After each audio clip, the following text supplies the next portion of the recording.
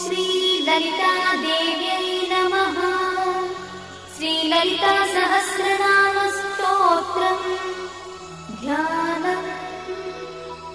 अरुणां करुणातरङ्गिताक्षीं द्रुतपाशाङ्कुशपुष्पबाणचापाम् अणिमाधिविरावृतां मयूखैः अहमित्येव विभावये Bhavani.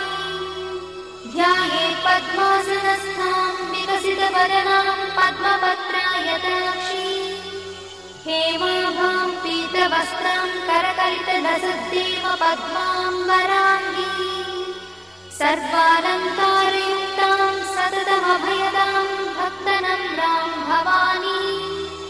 श्रीविद्यां शान्तमूर्तिं सकलसुरक्तां सर्वसम्पत्प्रदात्री